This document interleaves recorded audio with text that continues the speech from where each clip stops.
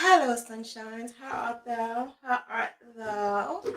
I hope you guys had a great weekend and you're gonna kick it off with a Graphghan. Um, so I want to answer the questions that was asked. There were a lot of questions asked, a lot of uncertainties. So I want to be able to help with the uncertainty. But before I do that, I just want to say thank you to those who are members of the Diva squad. Thank you for doing that because now that's a step in trying to graph and learning how to graph. Being a member of the Diva squad, you're able to do a little bit more let's say tips, tricks, you get specials, you get a lot of things.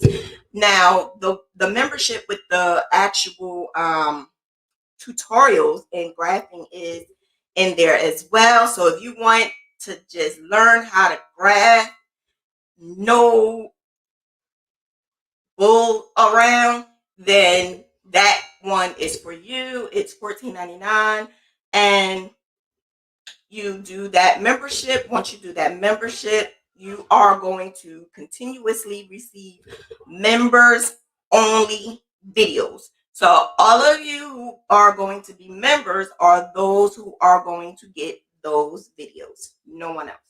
So just go ahead down there. There should be a button that says join. When you click on the button that says join, it says right next to the subscription. So right next to the subscription button is a join button. So join and be a part of the Diva squad so you can learn how to graph like a diva. Excuse me. So also when you do that, you get your perks. You get a bunch of little things, your name over here on the side, your name will be highlighted, and if you have a question, you will be the one who get your question answered first because you're going to be priority. Members are priority. All right, let's get it going. Let's make this happen, right? We need to learn how to do a Graphghan. If you know how to do a Graphghan just needed some tips. If you having a little bit of issues with just one or two things, then that is what we are going to talk about today. I had some things that I had from the past that I just had to bring up just to show you guys, and then we could move on with that. Uh, Nicole, no. I did not update it, but what I did do was I started the membership because I could do more visual. I could do more getting together and talking about why and when and a little bit more personal. The ebook is taking a little bit longer because I'm trying to publish it with actual company so that it can be on a device. That's taking too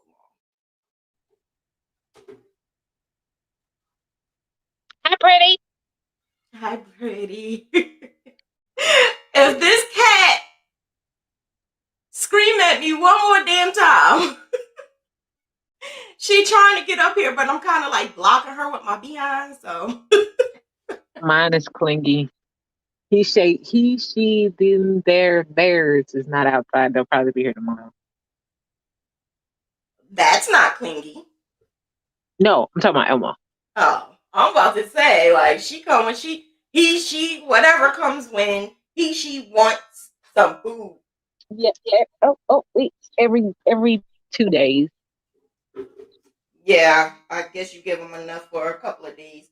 All right, so I'm going to share my screen to because I need some type of what you call it. I need some assistance. I can't just do things from the top of my head. I need assistance. So let me put this on right Now, now. just FYI, ma'am, I'm on lunch, so I won't be here. I just want to pop in. Gotcha. Okay, so we are going to graph. Um, Graphghaning for beginners, Mental Monday. Yeah, I put a tribute to Elmo, Shay's red fur baby. I thought I had put something else there, but I guess I didn't. So the steps on doing a Graphghan. These are the steps that we're going to talk about really quick. We're going to run over some things, and if you have any questions, ask your questions. Just be mindful that I do not see them all. Sometimes they come so quickly I can't see. So just be patient. All right. All right. So the first one is choosing the perfect graph. The perfect graph is that's like kind of sort of the hard part. Trying to get a good graph is, to me, very Coco, we can't do this. We can't do this today. We're trying to get like the perfect graph, which is basically going to help you with the theme. Or Coco, get down, get down, get down. So let's see. Let me turn this.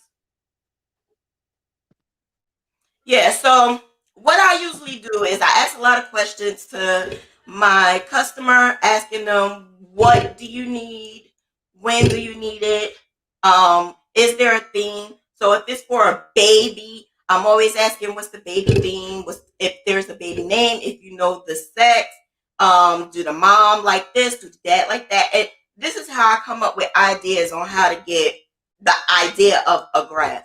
Once I come up with that idea, I give them some type of what you call it, samples. So I give them like maybe 3 or 4 samples of something that I can do and something that's not gonna break my fingers.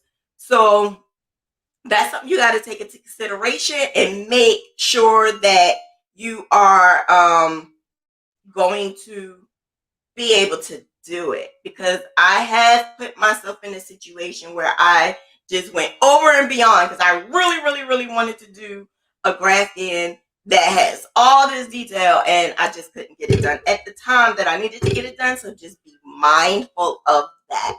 Hello, Regina. How art thou? How art thou? You are a member. So thank you for being a member. Now, Thank you. the other thing about it is the graph needs to be a good graph. If you are going to get a graph from, say, from someone on Etsy, make sure that it doesn't have any unconnected lines. Make sure that the picture is like the pictures that I use, which is the pixelized pictures of the actual graph. Do not buy a graph that you never actually saw. Coco, please, baby. Please, please, please, please. Jeez. Do not. So ever since her surgery, she's just been so clingy with me. She never did this before. But anyway, don't buy a graph that you do not see. So say if they have an actual picture of the graph, then ask them if you can actually see it. If they won't show you, that's bullshit. Go to the next one. Run away from them, because obviously they're hiding something from you. Also, what I mean by unconnected lines. So say if you went on Stitch Fiddle, right? And you put in a picture. When you put in that picture, you see all those little random dots everywhere. That means it's not clean. That means basically they took your photo, put it in there, put it to the size you want it, and gave it to you. You didn't clean it. And that's where you have issues. And some people say, oh, it's not coming out right. I don't know what to do because it's not coming out right, when it's probably the graph and not you at all. If you crochet very well, you're very neat, your stitches are great, it's not you, it's the graph. So just be very conscious of the graph that you purchase. Um, yeah, because I had put myself in that situation at one point back in the days, and I kept saying, what am I doing wrong? This just doesn't look right. And I found out it's because the lines were not connected. Now, not everybody agrees with me. Not everybody wants to even pay attention to the unconnected lines, but you can see the difference. I showed the difference many, many times. If you have not seen it, I will show you a little bit of it. Um, it's not something that you,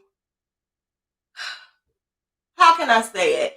Say if you bought a no frills bag versus a Louis Vuitton bag. It's the same bag, but you could tell that this no frills bag has a little bit of glitch in it.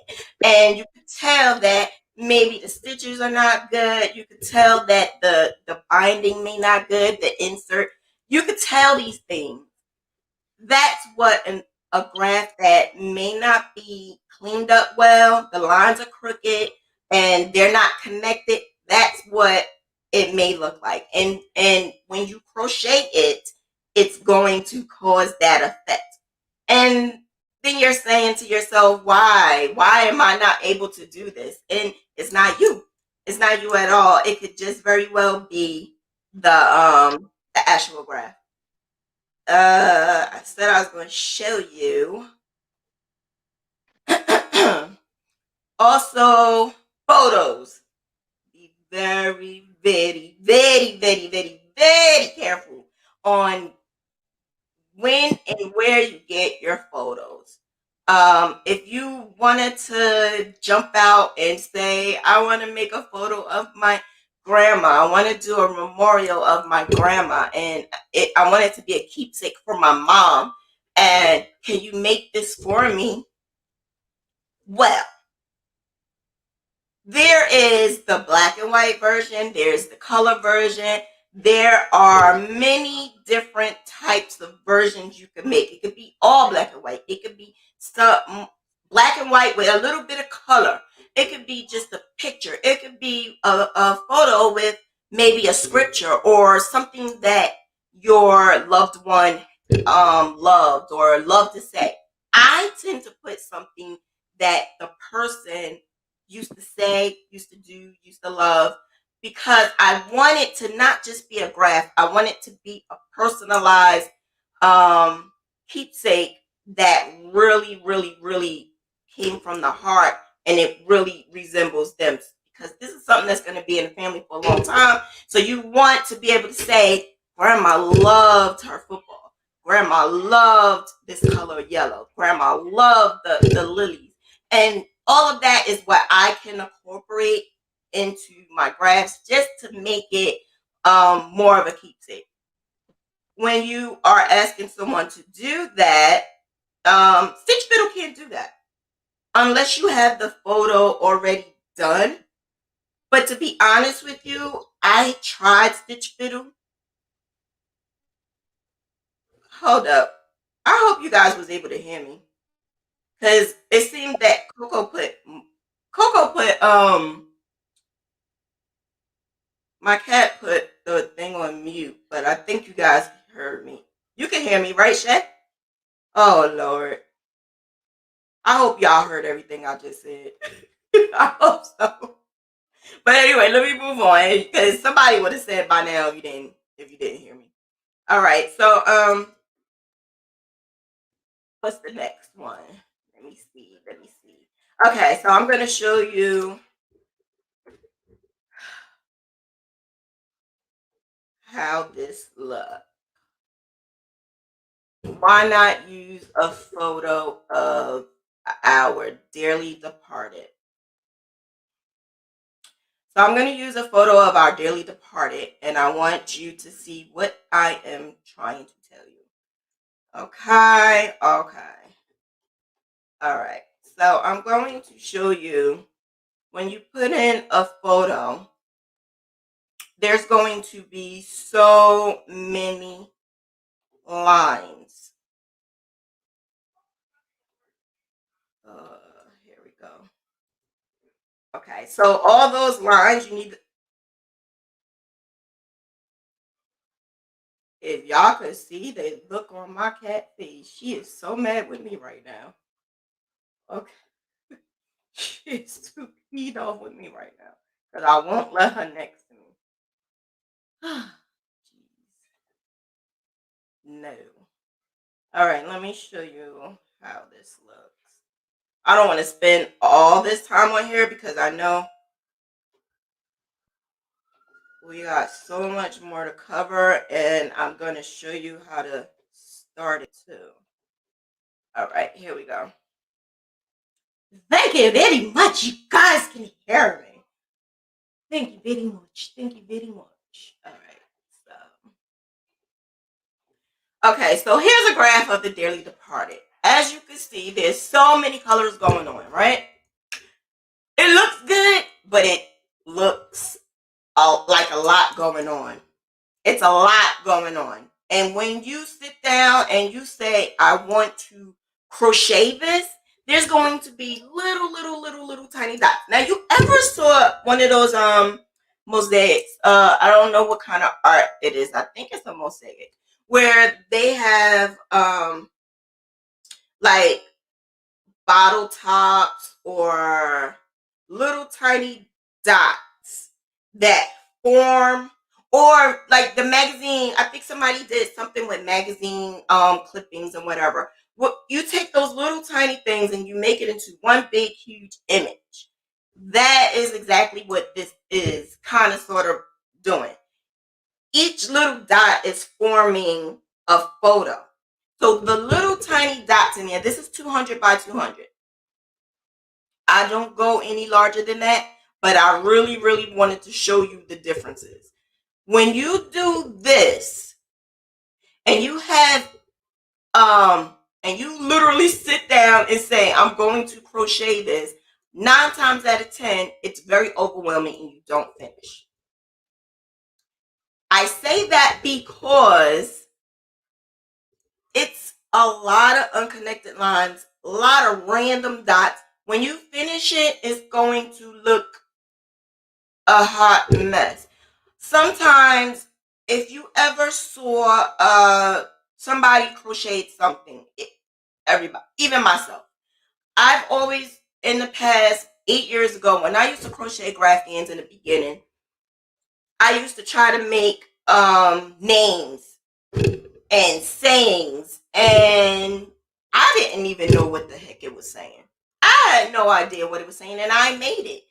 I was going over some pictures that I had from the past, and I had to literally like keep looking and zoom into it just to see what the hell I was looking at. And it was my work.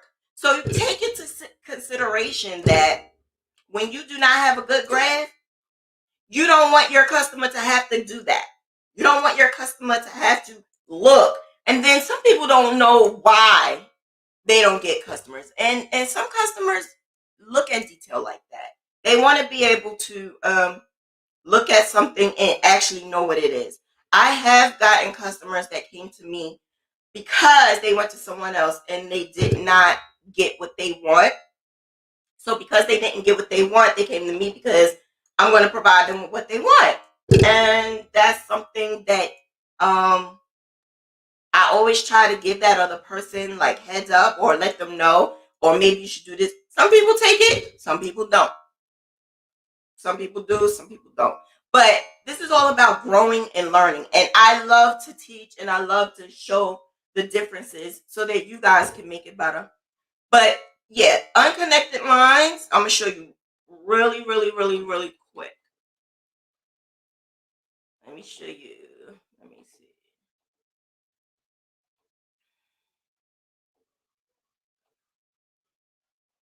There's a whole lot of unconnected lines in here, right?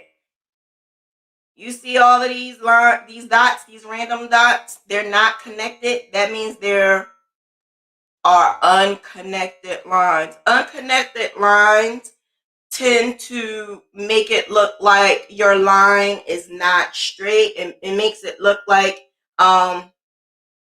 you skipped over something, you had broken lines. Like, it makes it look like you messed up when it's really the graph. That's what that makes you look like. That's what happens. And this is why when I graph, I do not give it to anyone unless I look over it and I make sure that those lines are connecting. If you can connect the dots with majority of your graph, it's not a good graph. If you can see random spots everywhere, it's not a great thing to want to crochet. So just be aware of that. Be very aware of who you are purchasing your graph from. Make sure you see your graph first, not the actual graph, but the picture of it. Make sure you see that. Like this, for instance. This is a picture of the graph. It's not the actual graph, but it's a picture of the graph. So make sure you see the photo of the graph first so that you know how it's going to look. Every one that I do, you see the actual picture. When I show you the picture of my graph, you're seeing the actual graph. So just make sure you see that first. Make sure that all the colors are good. Make sure that you have someone who's being able to help you with the questions that you have. If you can't reach them or you don't have any way of contacting them or getting answers, then it may not be a good idea to purchase. But other than that, let's go to the next one.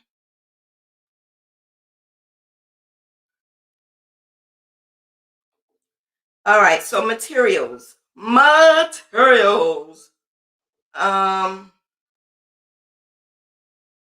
I don't like doing I don't like bobbins, okay?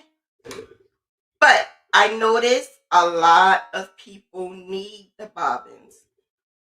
The bobbins are those things that you use to keep your yarn organized. In order to keep your yarn organized, you need to have something to use, like clips. The bobbins that I used to purchase. Wait, I have pictures. The bobbins that I used to purchase and that I used to use, I do not use them anymore. But where are they? Here they go. Yeah, I don't use them anymore. So the reason why I don't use bobbins anymore is because I realized it was slowing me up. And not only was it slowing me up, I realized that I just did not like them. I did not like those things hanging. I did not like when I have to like roll them up. Oh my god, that drove me absolutely insane. In the beginning, I thought that I had to do it, but then I realized I did not have to do it. So in the middle, you see the, I think it's burgundy and the blue. Those are the common bobbins that you use for crochet. And you just roll them up into a ball on there and they hang. Now, I can't show you because I don't keep them. But what I can do is show you how, where is it? I can show you how you can use one of these. So these are a clip. This is a clip, and some people use the clips. Now, if you have a really, really, really, really large Graphghan that you need to do, then this may be good for you. And you just do this, and you just roll it up on here, and then when you're done, you're able to clip this on your project. You're able to clip it on your project. So all your clips can go on your project. So when you're finished, that's what they do. You just clip them on and you can keep it going. So that's basically what people do. You can get the clips from like Dollar Tree, Walmart, Amazon.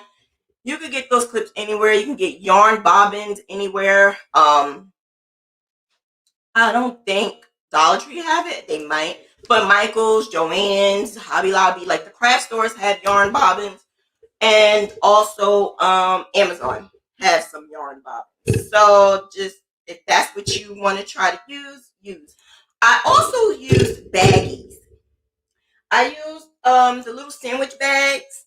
So I would roll it up into a ball, and then when it's in the ball, I put it in the baggie and I seal it, but it's a little piece that hangs out.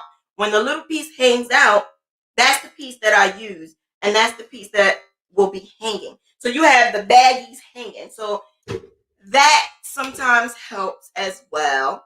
Do it all together. Stop untangling. Not really. It does not all the time stop. When I use my because I use nothing. I don't use anything. What I do is just let them hang. And when I let them hang, and when I turn around, I will crochet, and then I'll turn back around that same way, and then I just keep on doing it. I don't turn it all the way around to where I'm tangling it up from the bottom.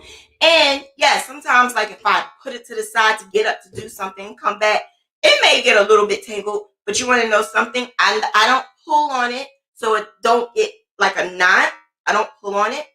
What I do is I just crochet.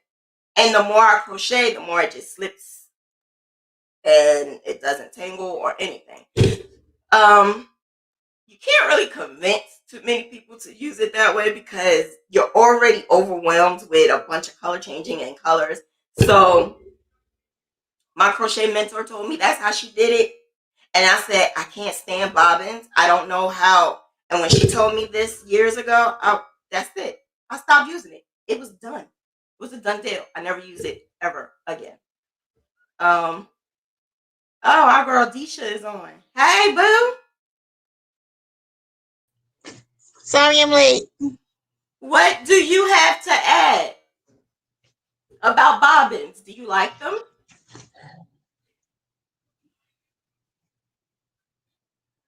No. Really? Really? Hey, Coco. You don't have nothing to add for bobbins? I don't like them.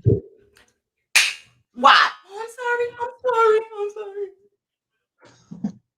sorry. She got scared. Why you don't like bobbins? They get in my way. I just let whatever colors I have, just let them go. Yeah. Yeah, that's what I do. And that's what I'm trying to explain. Like, not everybody can do that, but it's okay. It's okay because to each his own, right? That's why it's different ways of doing it and different ways you can do your graphing.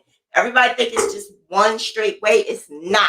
It's many different ways. As long as you're comfortable, that's all that matters. The thing is, I had to do all these different things in order to learn what I like and what I don't like. And just up to like 3 years ago, I still was like changing and doing this and doing that just to get comfortable.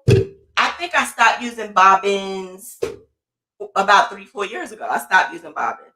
And that was the same reason why I stopped using it, was because it was getting in my way. I am fast with my graphghan. So it may take me a week, 2 weeks, sometimes more, sometimes less. So when I'm doing the graphghans, I just want to do it. I just want to start and get it done, and I don't have to worry about doing this, because this right here would just drive me crazy. Just how am I supposed to show them what to do, Coco, if you're sitting right there? Now, I do have one of the little rolling machines. Now, sometimes I might make little small cakes. I have one of those too. And when I am doing something larger and I know that I need like the two ends. The last Graphghan that I did, the purple Graphghan. When I did her, if you notice, I don't know if anyone noticed, but I used the ombre for the border. So, but I added the border into my Graphghan. So what I did was I had 5 on this side and 5 on this side, and I would use it straight from the skein of yarn. The thing was, it got all discombobulated one day, so I had to cut it. But when I cut it, what I did do was exactly what you said, and I did it on the cake.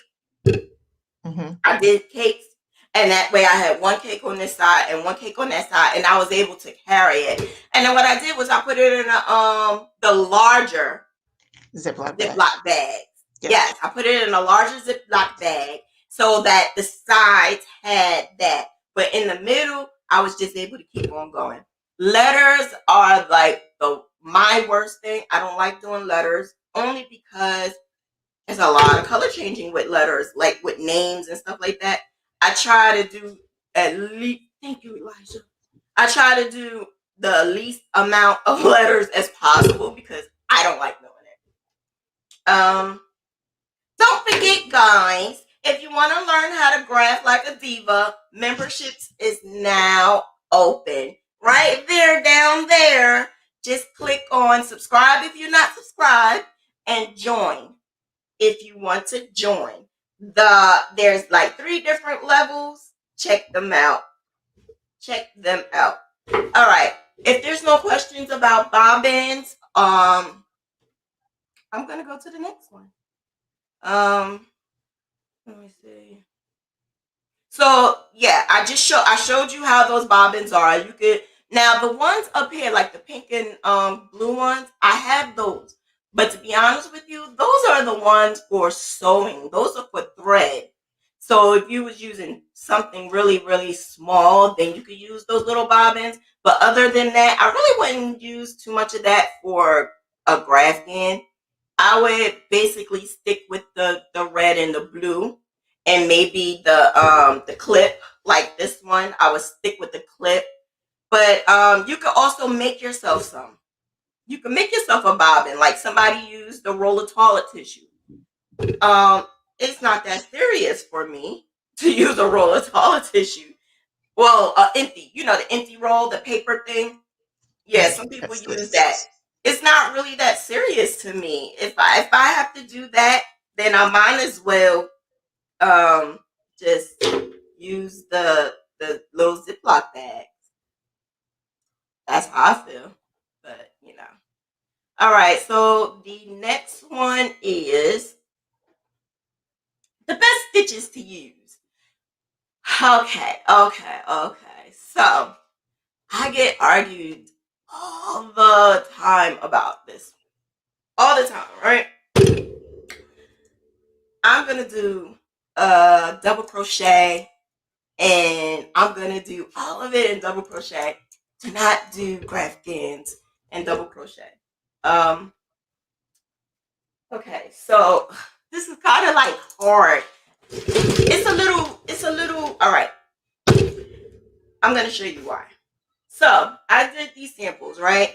I don't know if you guys saw the C2C, but this is the C2C, right, of Elmo, right? We did the C2C of Elmo. Then I did, remember last time I said I couldn't find it? I found it. This is single crochet Elmo. Single crochet Elmo. And this one is half double crochet Elmo. And this one is double crochet Elmo. Now, if you was to do a Graphghan and the whole thing is double crochet, first of all, I don't like the holes. That bothers me. I'm not a double crochet type of person. I like for my stuff to look like, neat, and I like it to look like closed in, not with the holes. Another thing about the double crochet is it elongates your graph. So if you do, let's say, a throw size blanket, and you did it like this, it will be long, and your Graphghan, depending on what it is, may be distorted. So you have to be very, very, very careful using the different stitches. If you see the difference in HDC and double crochet, you see the difference? Like, oh wait, you see the difference? And that way. there we go. You see the difference? It's like the half double crochet. It's like the perfect size for some reason. So I noticed that that's all I use is half double crochet because it's like the perfect size. Whereas single crochet is look how tiny it is. It's so tiny, tiny, tiny. It's like half of this just about. Oh, you don't want to do single crochet. You don't want to do half double crochet. And I'm sorry, but I just don't want to do this. You see how much longer this is? How much bigger this is? I can't see myself doing this. Even the mini C2C, you ever saw the mini C2Cs? Mm-hmm. Yeah, I can't do that either. I don't like C2Cs because to me it looks babyish. You see all those little tiny blocks? You know how babies and little toddlers, they need stuff that's big. They need big things because their hands are so small. And you don't want them to put it in their mouth. So they need big things, big crayons, big puzzles, big things. That's what this reminds me of. It reminds me of babies. It reminds me of like kids. So if I was to do C2C, I would do it for a kid or a baby. I wouldn't do it for an adult. It takes away from the detail that we want and we use in our graphs. It takes away from that. So just be careful when you say you want to use double crochet. So say if you're making a shirt and you want to add a graphghan into the shirt, say if it's like a what is it? A cross. And you want to put a cross on the shirt and you want to do a double crochet, you could do that, but you just got to take into consideration that it's going to make it longer. So that means your sweater, shirt, or whatever it is may be a little longer and the width is going to be smaller. So yeah, that's something you got to make sure you pay attention to. It's just best all around to use single crochet or half double crochet. I just do half double. I don't play around. I do half double crochet and I've been doing it for years ever since. Single crochet, I just can't get. I'm just quicker in half double crochet. I don't know. I'm just quicker. All right. So the next thing is I'm running through this. How to read the graph. I think the issue a lot of people have when you start a graph again is that first line.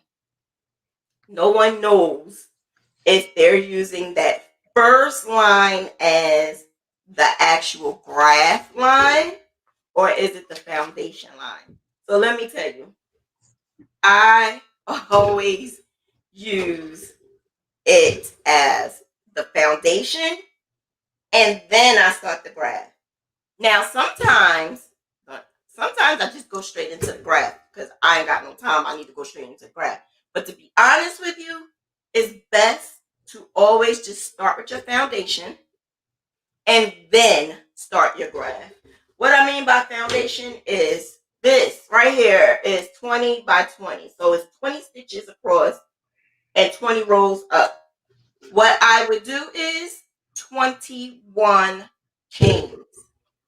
The 21 chains, I would use that extra one for the turning chain, and then I would do 20 HDCs.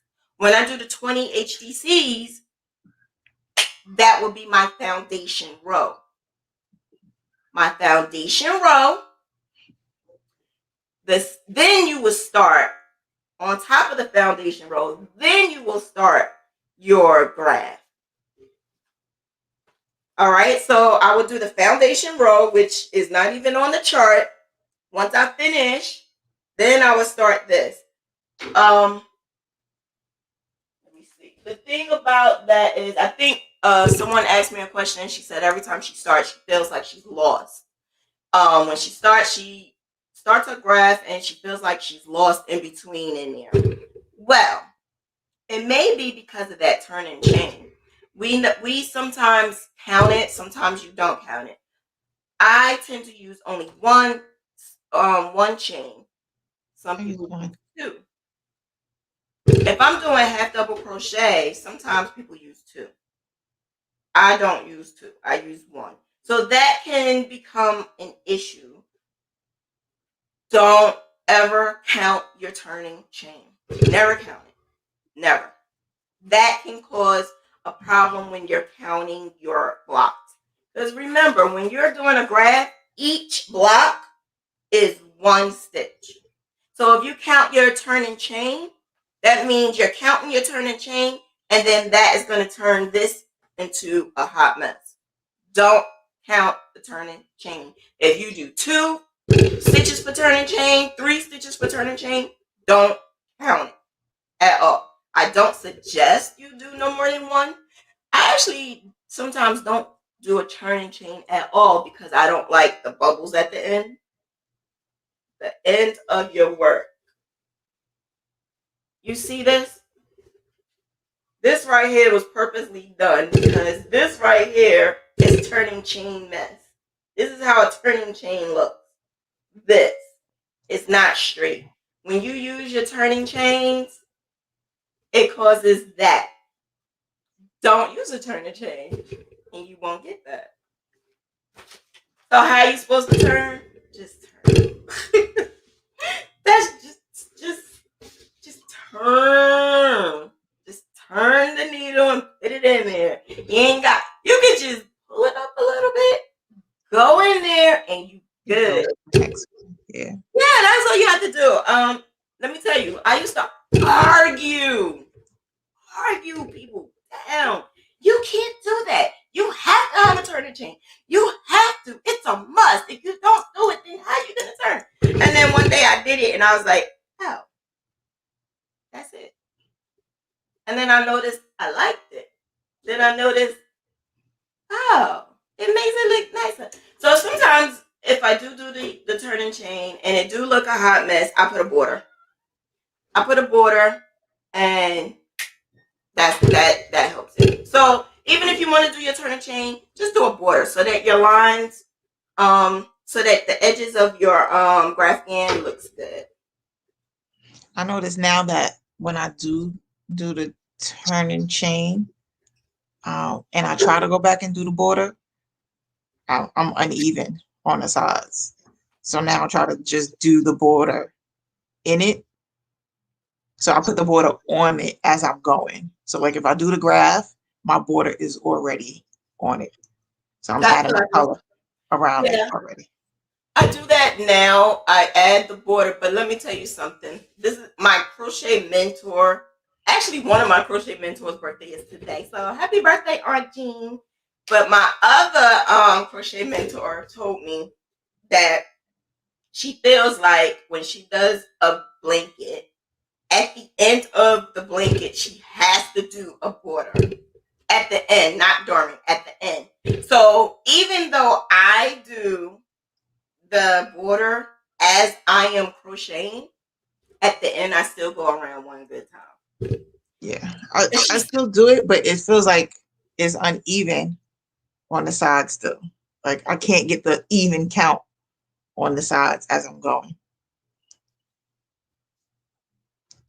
Like I try to keep it even. Like if I have 60 on this side and I try to make that 60 on the other side, for some reason I can't make it even on the sides. I always miss something somewhere when I'm doing it. You're missing something on the sides or something in the middle? On the sides. Is it your turning chain? Mm-hmm. Mm-hmm. It's your turning chain. Mm-hmm. So if you know that, fix it. I don't know where I'm losing it. I think some rows I'm doing the turn chain. Like when I'm going, like if I stop and put it down, some rows I'm not doing the turn chains. Well, you need to get it together, girl. I know. You need to get it together because you're gonna keep doing the same thing over and over and Yeah. over again. You gotta get that together. Get it together. Yeah. Just do it without the turning chain. Yeah. I gotta figure out. Like if I put it down, I might forget if I did turn the chains or not. You have to repetition, something that you do all the time, and just keep it up. It'll be an automatic thing. Because to me, right now, it's an automatic thing for me. As soon as I go into my Graphghan or whatever, I automatically do the same thing. It's like embedded into me right now. So that's something you gotta keep doing. The more and more you keep doing them, the more and more they start becoming repetition. Yeah. Get it together. How do you read your graph? All right. So to read the graph, like I think I mentioned about the foundation. So once you do your foundation and then you start your graph, you're going to make sure that you are starting on the right, on the bottom. So right here in the corner is where you're going to start. And then you're going to work your way this way. So you'll be going from right to left. Then you're going to go to the next one. Then you're going to go left to right. And then the next row, right to left. So you're basically going to start from the bottom and work your way to the top, from the left to the right, right to left. And you're going to be alternating sides. To know which side is your front and which side is your back, easy. You're always going to, because if you start at that bottom, I don't want that one, I want this one. So if you start at the bottom right here, you are going to always know that number 1 is going to be facing towards you. Number 1. And then number 2, the row 2 will be facing away from you. So it would be the back. When you go to number 3, you're going to turn it around and it'll be the front again. So remember, if you are on row 15, you know that's an odd number. So that odd number means I must be looking at the back. I'm looking at the back of my work. If I'm at 22, 22 is the even number. So that means I'm going to be looking at the front. It's going to be the front. So always remember, you have to remember, because this makes a difference in your actual image. Make sure you pay attention. This makes a difference. Always look at your rows and keep a count of row 1 is odd, row 2 is even. I'm starting from that bottom and working my way over. So being that I'm starting at that bottom, number 1 is facing towards me. Number 2, I'm turning it around. So row 2, it's not facing towards me. It's facing away from me. Then when I get to 3, number 3 is facing towards me again. I tend to make sure that all of these lines right here, these strings, when they hang toward the back. You don't ever want it to hang towards the front. When you have strings that hang to the front and the back, then that means something is going on. Something is going on. And it's not a good thing, because when you have all this stuff hanging out, to me it looks, oh my God, I get anxiety. I get anxiety when I see strings hanging in people's pictures from the front. I guess I'm like, why are you showing this? Why are you showing this? But when the strings hang from the front and you have to put it back towards the back, that means you are kind of sort of messing up your stitch. And even if you're putting it like say for instance, if I had this hanging right here, if I have that hanging right here and I needed to just put it towards the back, somebody would just literally take a tapestry needle and put it towards the back. But then look, it may cause your stitch to look out of whack.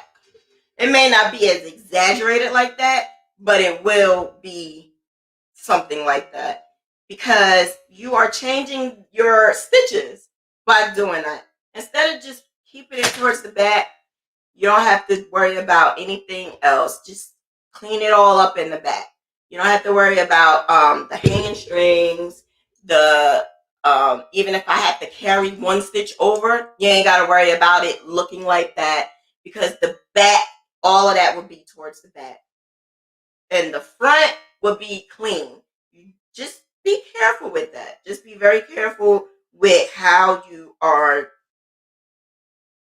dropping your strings. The next thing is the crochet. What is it? Changing colors. Changing colors.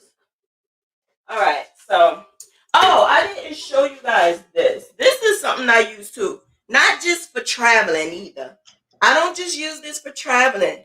I use this for when I'm home. All of my strings hang out of my bag like this. I destroyed my bag. I had 2 of them. Why you destroy it? I used it to death. Aww. I have an extra one too. I had 2 of them. I buy a lot of these. Yeah. Reason why is because I use them as Diva bags all the time. I keep all my projects in all my bags. So I have this one currently, and then I have another one, and then I have another one. And the reason why is because if I have multiple projects going at the same time, I keep them in the bags so that they're organized and I can go right to it. I also keep the needle in here or the hook in here. I keep whatever I need in here. So if I have to go and I'm on a rush, I grab my bag and keep it moving. Hey, Dane! Dana Dane is in the house. Dana Dane is in the house. So yeah, get you a bag, even if it's not to travel, even if you need it to help you organize your yarn. That is what I use. I use it mainly to organize my yarn.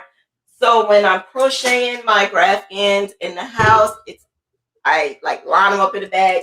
This one can have up to like 6, maybe more, because I don't use it for anything else. So you can have up to like 6 or more. And I love it. I love it. Mm-hmm. I love it. But all right, let's get to the nitty gritty.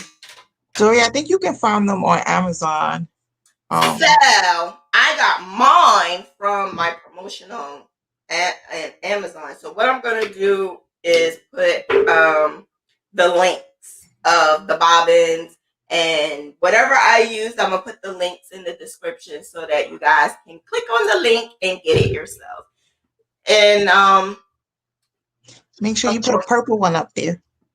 of course, listen, we don't play with purple. We do not play. Purple is like the number one thing you have to have when you are a diva. You have to have purple.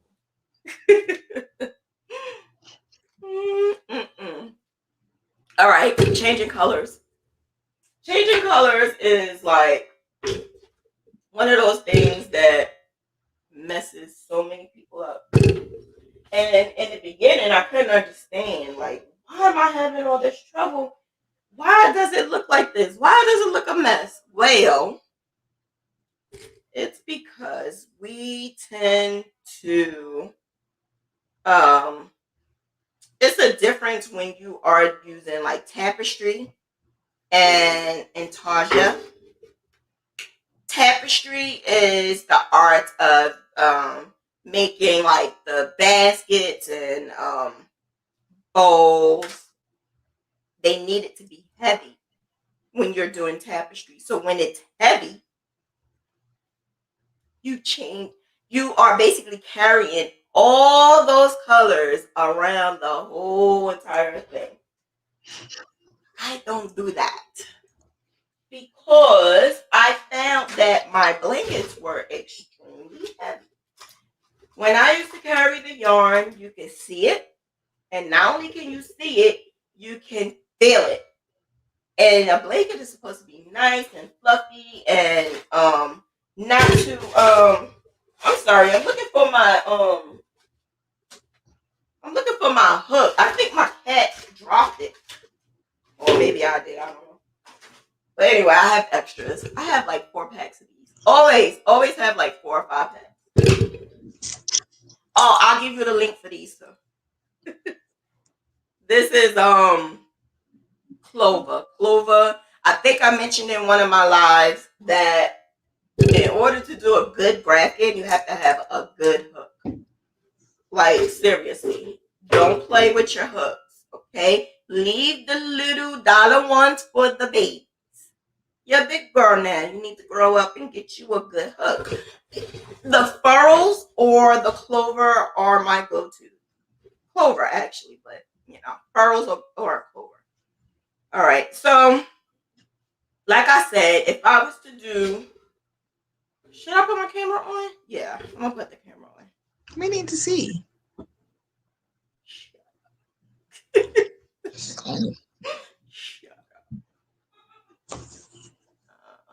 All right.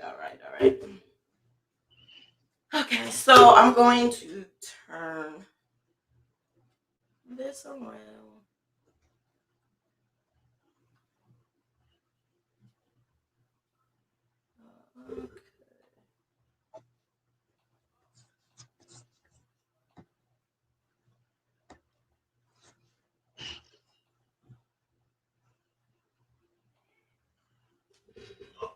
Okay.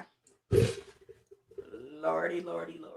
All right, so this I'm going to do 20.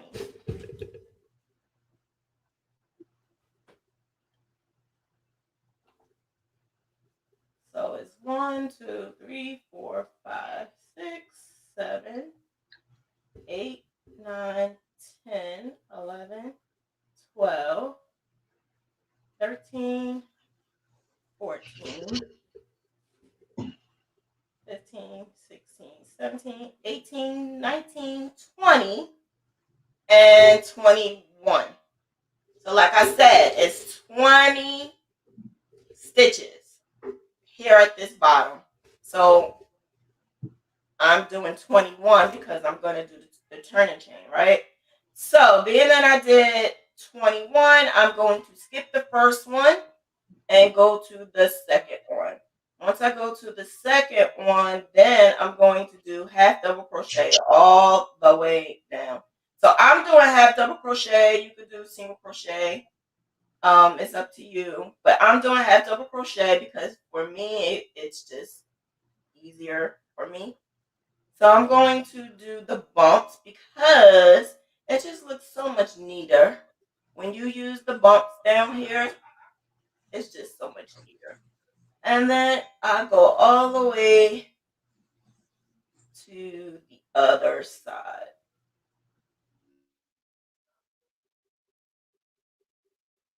One thing about the foundation, I do not count it at all. I don't count this at all. So when you are doing your graph, just do your foundation first before you even start your graph. Do your foundation. Then once you finish your foundation, then you can start your graph. As of right now, it doesn't matter whether it's back or front. Right now, it really doesn't matter. Once you start your graph, then you'll know what's the front and what's the back.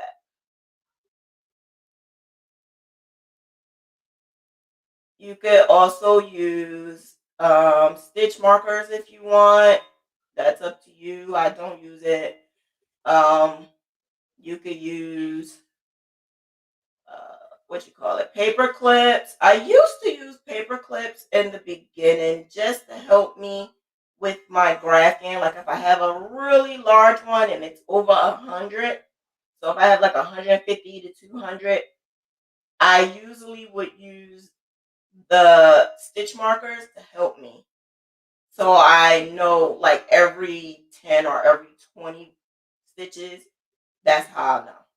All right, so now that I'm at the last one, right, I always take my tail and put it through.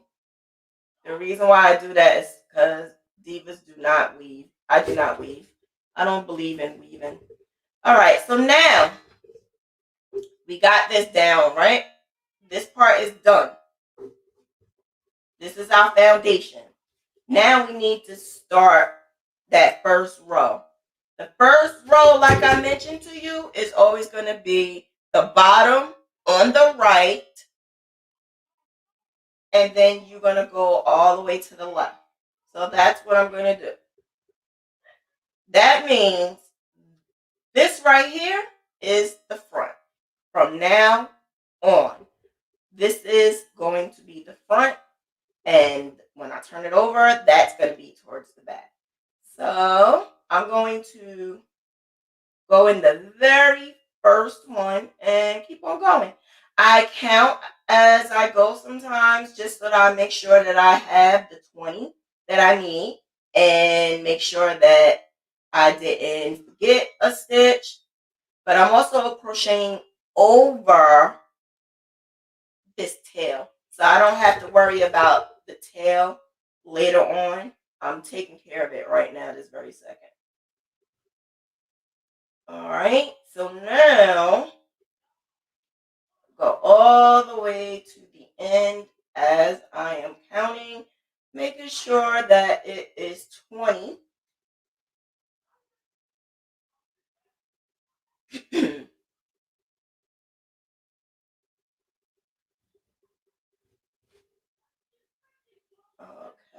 so I did not crochet the over the tail all the way because I do something called the Z formation. Z formation is something I made up because I don't weave. Being that I don't weave, I want to make sure that my yarn do not come apart. So to make that happen, to make it so that it doesn't come apart, I will crochet over it one row, and then the next row I will crochet over it again, which makes a Z. So being that it makes the Z, that's why I call it Z formation. All right, so now that I'm at the end, I am going to chain one and turn. So as you can see, I have this hanging. That means this is the back. Being that this is the back, I'm going to add that right there. So you could get your next bobbin. Now, when you get your next bobbin, make sure that you have enough for this side, this middle, and this side. So your background color, 9 times out of 10, you're always going to need 2 bobbins to start off with. So you need 1 bobbin for this side, another bobbin for this side, and then in the middle, you need to make sure that you have your bobbin for your middle. This is an easy graph, so it's not like you need a whole bunch, but to know how many bobbins you need, just make sure you are looking at just take a good look at your graph. And when you take a good look at your graph, keep in mind that each color is a color change. You do not want to cross-contaminate. So you do not want to take this red and cross over the black, or this black and cross over the red.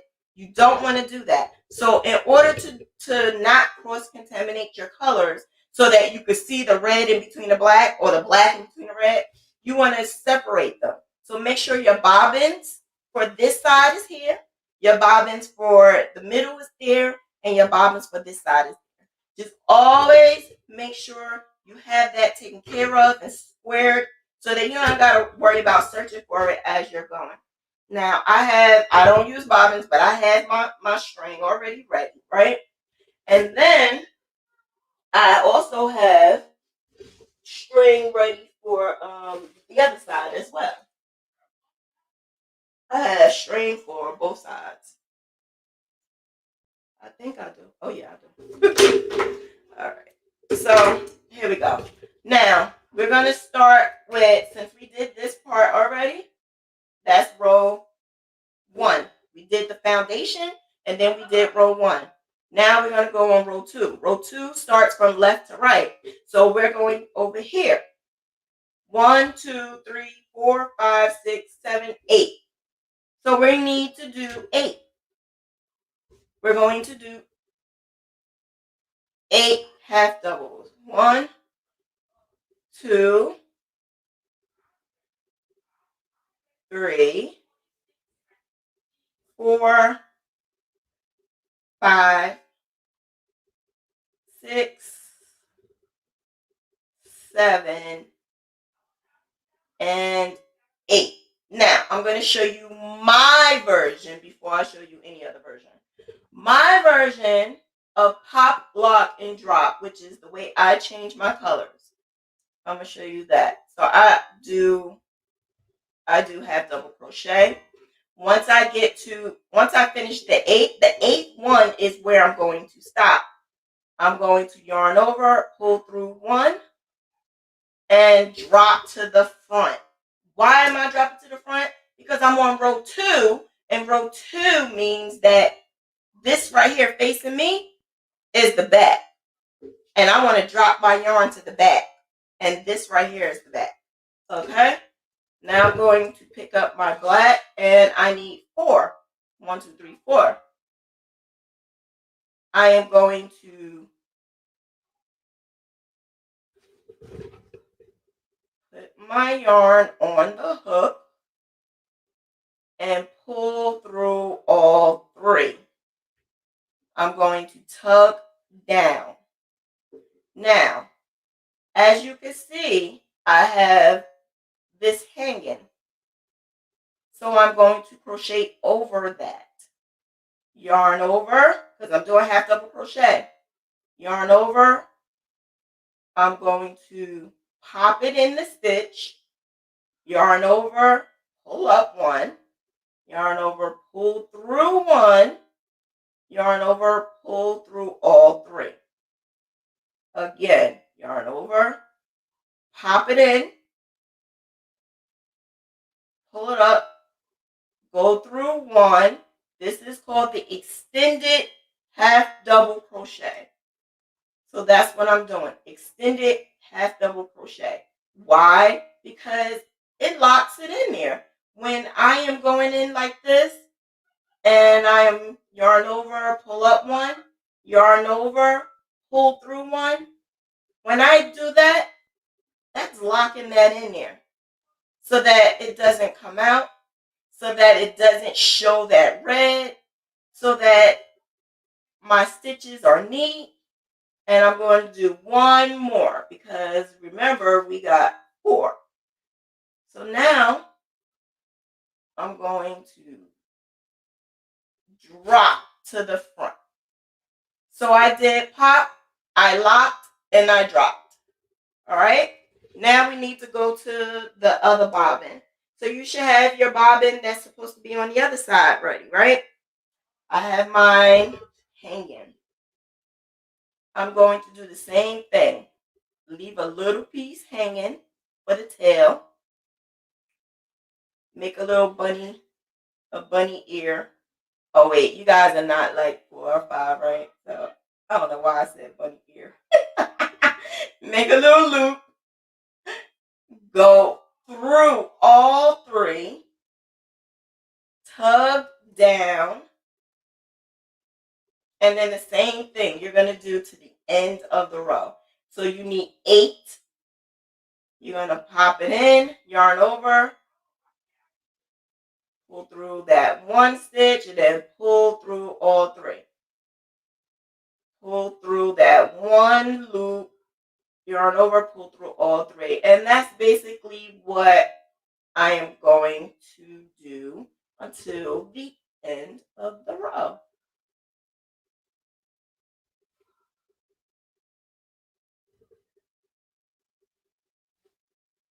And once I get to the end of the row,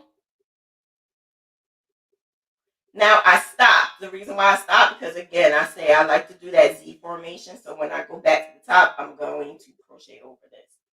So 1, 2, 3, 4, 5, 6, 7, and 8. One more to the very last one. Make sure you count because you don't want to miss any stitches. All right, so when you turn around, this is your front. Your front is clean. You do not have anything messing with it. You don't have any strings hanging. You're good. I'm going to go to the next one. Now I'm going to do one more row, right? We did this one. So Shauna, yeah, you did that extended stitch all the way for those black stitches? Say it again. You did that extended stitch all the way for the black stitches? Yeah. Hmm. I didn't want to confuse anyone, but you don't have to. Because I've been doing it for so long, I don't always do it the whole. What the hell? I don't do it the whole entire. I only do it when I change colors. But I didn't want to confuse anybody, so I did it the whole entire time. What she's saying is, I'm gonna show you. What she's saying is when I do the changing the colors and I do the extended half double crochet, I was doing it the whole entire row. So the next one is the third row. So I need 1, 2, 3, 4, 5, 6. All right. So let me show you what she was talking about. Being that I don't have any color changes, I just continue with my half double crochet. Right? So that's 3,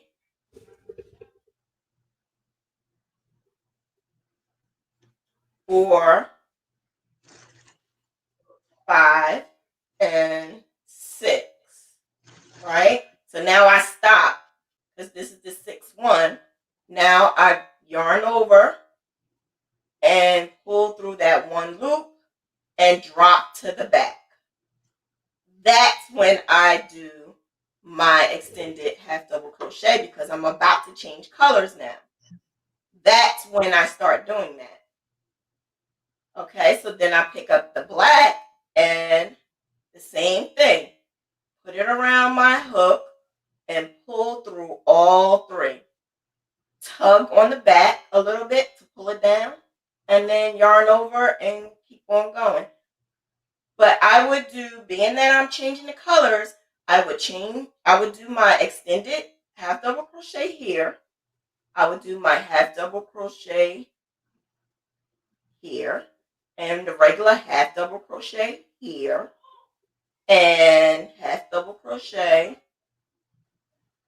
half double crochet.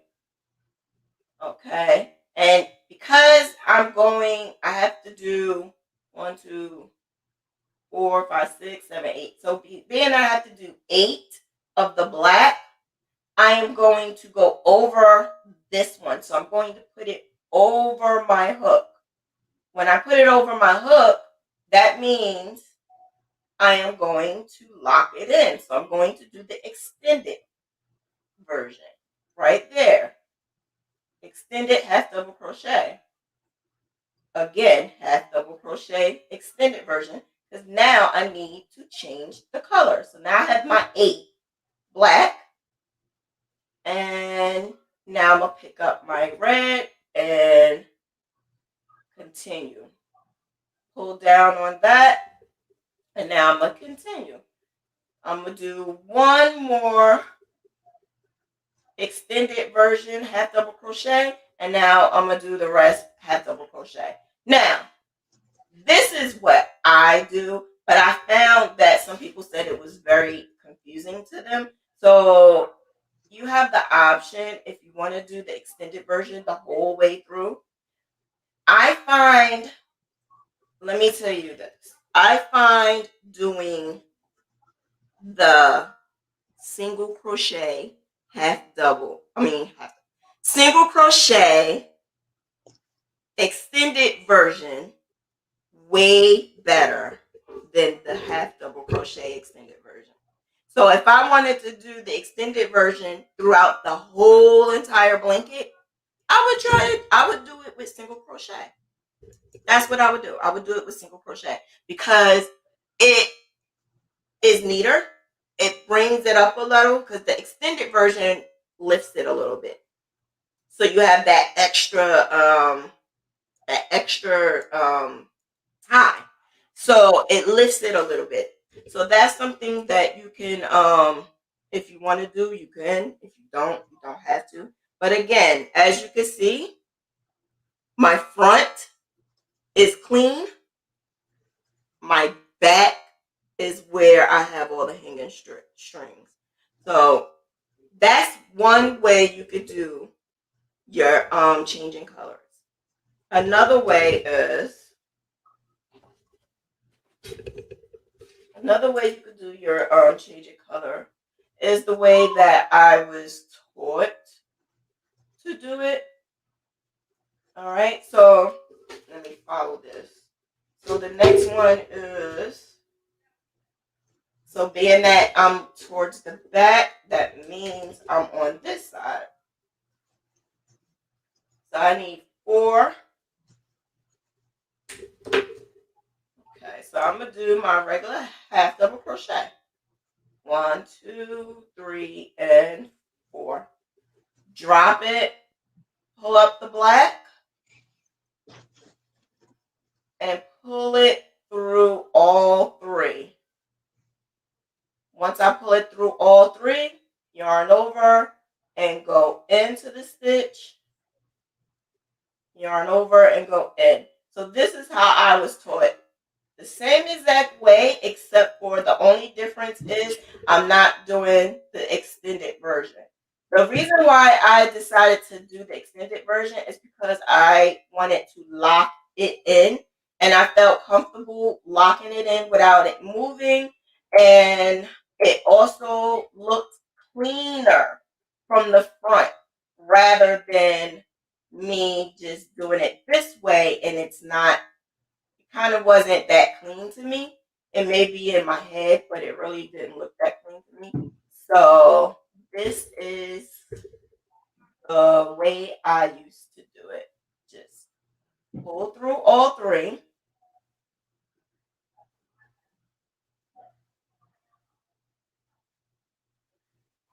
Pull through all 3 and just keep going with your life. There is one more other way that someone taught me. So these are different ways that you could try and see if they work for you, because everything that I do may not work for you. All right, so I'm going to cross that out. Now I'm back on this side again. So that means this is my front. So I'm going to do this row as single crochet. All right, so single crochet 1, 2, and 3. All right, so I'm going to do the extended version, which is yarn over, pull through that 1, and then drop. Okay, pull through. I'm going to tug on the back a little bit, and I'm going to do the single crochet again, yarn over, and do that extended version so that it locks this in. Now, if you can see, the difference between this right here and this right here. Remember, the bottom one I didn't lock it in, but this top one I did. I don't know if you can see the difference, but I can. You know how when you're changing colors, you can actually see the color change. This one right here, the bottom one, is looser than this one. I don't know, can you see it?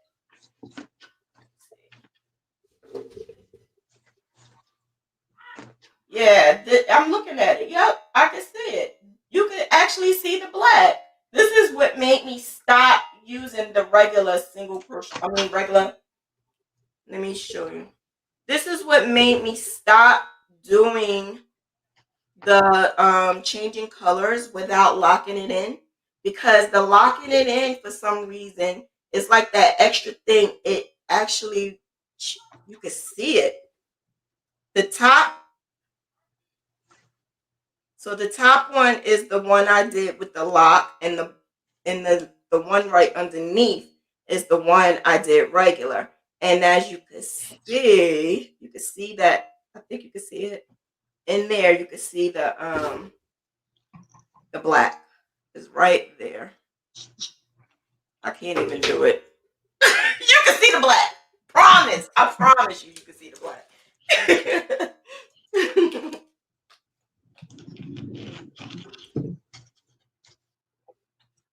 But other than that, you just keep on going. So this is the single crochet version, and I just keep on going. The single crochet version, and when it's time to change colors, all I'm going to do is do the extended single crochet and then drop, and that's it.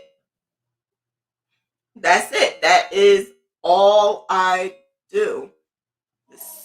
And there is another way, but it includes knots, and I am not a knot person. When you are dealing with blankets and stuff like that, you don't really want to make the knots, because the knots will tend to, you could feel them. I could feel them. So I didn't want my customers to feel them. The knots, what people used to do was like knot them up, or you could do like, it's a Russian join where you know, join it and you put them together and you go like this because you meshing the colors together. Yeah, well, that kind of sort of don't work for a Graphghan. That really doesn't work for Graphghan. So I went and do that. For a Graphghan, you need that color to change when you need it to change, and not when it's out, if you know what I mean. Not when you're running out of that particular color. So yeah, just be careful with that. It will be, if you just take your time and keep on going and you have a good graph, it'll be neat. It'll be neat. You're changing colors will show really nice, and you ain't got to worry about it looking bad. All right, so what's next?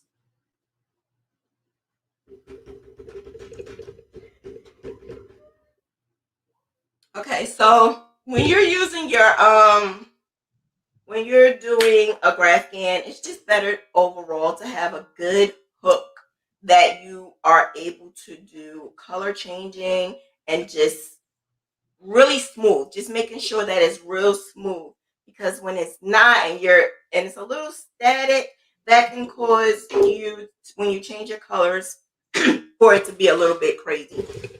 So some people ask, why my color changing looks like this and it's not looking right. It could be your hook. If you don't have a good smooth hook that just glides. I saw the difference years ago when Gail bought me my first set of furl. When I had my first furl, it was like I was in love, because it was so smooth and it was like the most amazing thing ever. I saw the difference. You can't tell the difference unless you're actually there and you're using it. So when I used to use the regular hooks, like the Susan Bates or the Boy, that metal has like a little static. So as you're going, you could feel it. You can feel the tension. So as you're changing colors, it may not be as smooth as you want it. Using a proper hook, a good hook, a Diva hook, I'm gonna grow up and I'm gonna do better hook. It works. I'm telling you, it makes so much of a difference. When I first was introduced to the furrow and the clover, it was like night and day, and I could tell the changing in my work. I could tell. So that's something you may want to try. Also, the type of yarn that you use makes a difference. Also, I think I did do a video on the yarn, how they work well with Graphghans. So I might have red heart yarn with something really soft, like I love this yarn. And when you put them two together, red heart is a little stiff, so it may be bulky and stiffer than the other one. Be careful of that, because that may turn the softer yarn to be really thin, and when that happens, you start having holes in your work, because the red heart is going to overpower the soft yarn. So just be careful. Like this, for instance, this is Quran Simply Soft. When you use Quran Simply Soft, I did that one time because I needed a certain color and I could only find it in Quran Simply Soft. But I was also using Red Heart, and I was also using this was a while ago, a long time ago. I was using Red Heart, and I love this yarn. That blanket was a hot mess because it was just so many different things going on, and it makes a difference with the texture. Now, they all were medium size. That's the crazy thing about it. They all were medium size, but the fiber was different. So when you are purchasing your yarn with your colors, it doesn't matter. You could use whatever brand you want. Just make sure that the fibers are kind of the same. So I use Best. What is it? I was about to say Best Buy. What is this yarn? Big Twist. Yes, I use Big Twist. I was about to say Best Buy for some reason. Big Twist. I'm starting to get the feel for Big Twist. You hear my hook dropping. I'm getting the feel for Big Twist. It's really softer compared to the pounders, Karen pounders. So I gotta get the feel for it. Come on. Karen. It's Quran. Karen. Karen is with a K. They say C. So that was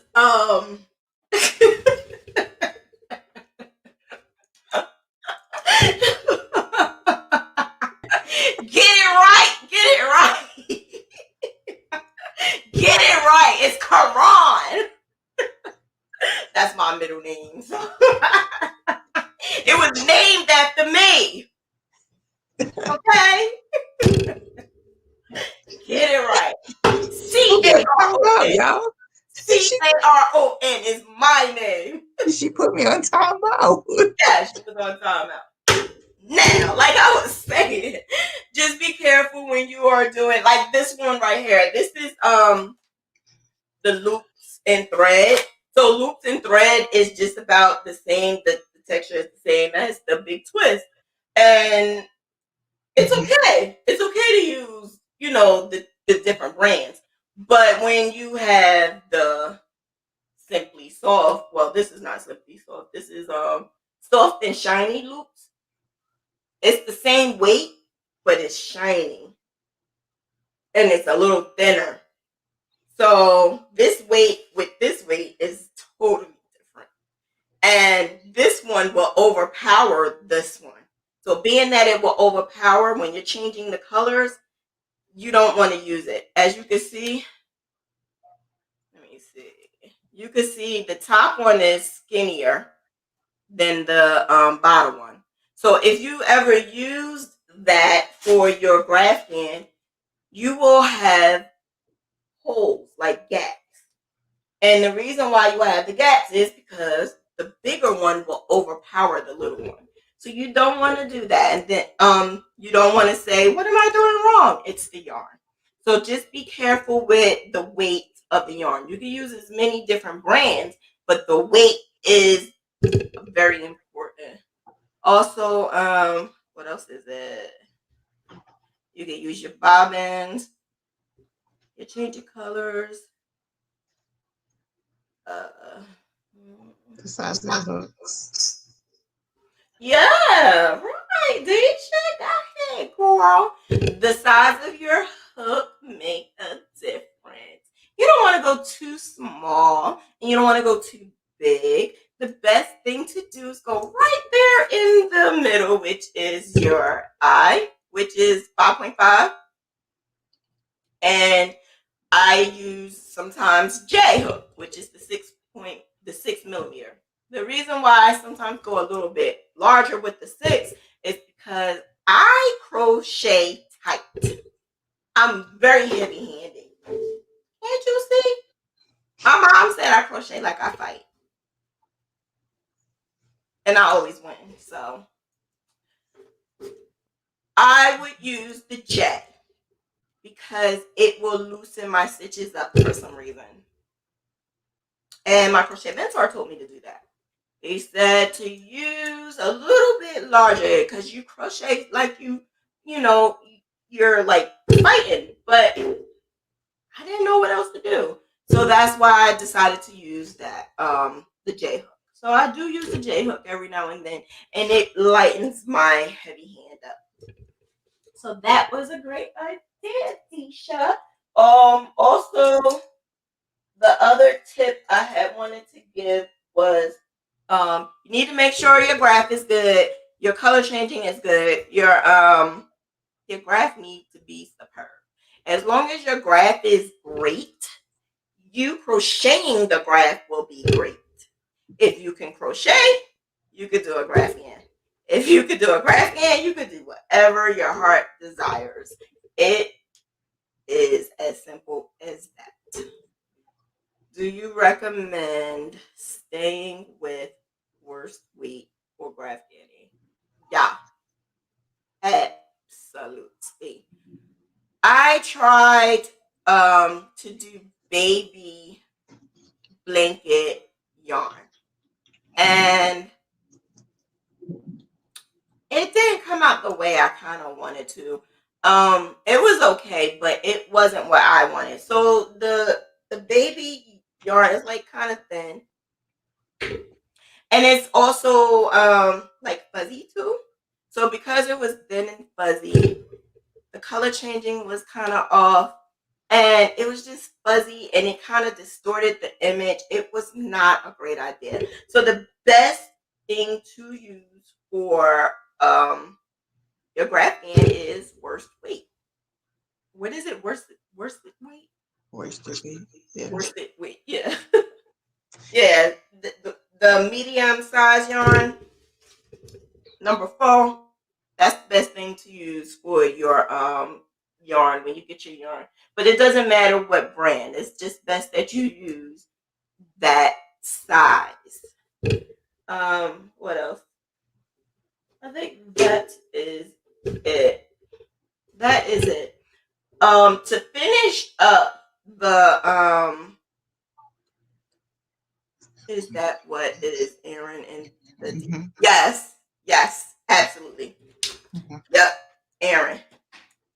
I always couldn't understand that. Like some patterns say Aaron, and I'm like, why? But I actually asked a wise woman, and she told me. My crochet mentors tell me everything. That's the best thing to do, is to have a crochet mentor. A crochet mentor is like, because I was able to just go to them, and still to this day, I still go to them. Still to this day, I'm like, can you help me? I need help. Oh, Carrie is from Scotland. Hello. Hello. Mm-hmm. What advice can you give to put images on garments? Thanks in advance. Well, I would do a regular graphghan first. Even if it's something like 20 by 20. I would try to nail that down. once you nail that down, I have this prototype. I can't show the prototype. I have a prototype that I am going to add the graph on it. When I add the graph, I had to do the actual whatever I needed to do. I needed to do that first. So say if I am making a tank top. So if I'm making a tank top, I need to make that tank top plain with nothing on it. And the reason why I do that is because as I'm crocheting, I know where I can add it. I know how many stitches I'm going to need. I know that some patterns you can look at and be like, oh, this is going to be easy. But as you're reading, you be like, oh, it's not as easy as I thought. So adding a graph may be a little tedious. So the best thing to do is to actually do the pattern first. Whatever pattern, or if you're making it up, if you're doing something that you have done before, you will know that there's free space in the front or free space in the back. So whatever free space you have, that's where you can add your graph. So say if I wanted to add this into a dress for a baby, I'm looking at the dress that I want to make. So I first pick the dress that I want to make, and I'm looking at it. Would it look good if I put it here at the top, or would it look good if I put it at the skirt? So if I wanted to put it at the skirt, I need to know where am I going to put it at the skirt. Is it going to be the right size for the skirt? I need to make all of that first. I need to make a decision on how I'm going to do it, where am I going to put it, and then I'm going to know whether or not I'm going to use single crochet or half double crochet. The reason why I do that is because I need to make sure the placement is good. I need to make sure that it doesn't look like a big box. You don't want to make a top and it's just the box and then you add the shirt. You don't want to do it. I tend to do my Graphghan the same exact way I'm doing the garment. So if I'm making a dress, I'm going to make the dress the way I need to make the dress. I'm just adding that graph. So I will say if I wanted to put this as the skirt, I will do how the pattern started. So if the pattern say start from the bottom, I'm going to start from the bottom. And I'm going to add this to the skirt. Am I going to do it in panels, or am I going to do it in a round? Am I going to do it from the side? Am I going to do it from left to right? These are the things you got to ask yourself. These are the things that makes a difference when you're adding the graph to your garment. If I wanted to put it to the top and I had to do the bottom first, I would do the bottom first. And then as I'm doing the top, I will add it in. I think I did a class, and we did baby clothes. And then with the baby clothes, we added, not this, but we added a duck. And we added the duck to overalls. Right. So we made the overalls just like the pattern wanted us to make the overalls. The only difference was the top part, we did the actual graph. And that's it. You just got to find a way how you're going to add that graph to whatever you're trying to make. And don't make it look gaudy. Don't make it look, what you call it? What's that word? Tacky. You don't want it to look tacky. You want it to look nice, clean, and make it look like it's an actual garment that you bought from the store. So you don't want this huge graph on your shirt that takes away from the shirt. You don't want to take away from your garment. You just want something, a nice image that's going to look nice. So you want to make sure that your graph is a good size. So for that overalls, I did I think it was like 15 by 15. For the overalls, it was like a 15 by 15, and it was perfect for the overalls. But if I wanted to put it on a shirt for me, a 15 by 15 may not look good. So you need to make sure that your graph is a good graph. You know what it is. You don't want to guess what the graph is. Don't guess what the graph is, because it's a lot of people making stuff and we have to guess what it is. You don't have to guess what it is. You don't. I'm proof. And then but that's just about it. Just be careful. If you have a question, you can always ask one of us.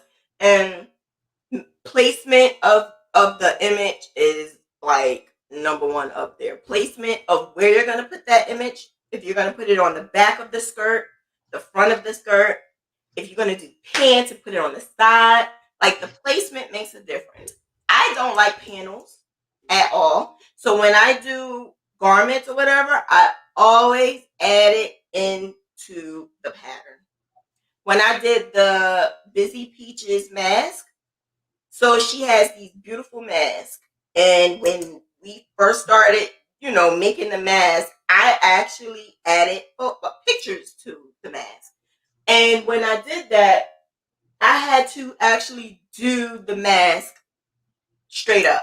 In order for me to add anything to it, I needed to make that mask without any images so that I know, okay, I can add the picture on this side, or I can add the picture on the front or on the side. Like, I know as I'm going where I'm going to add that picture.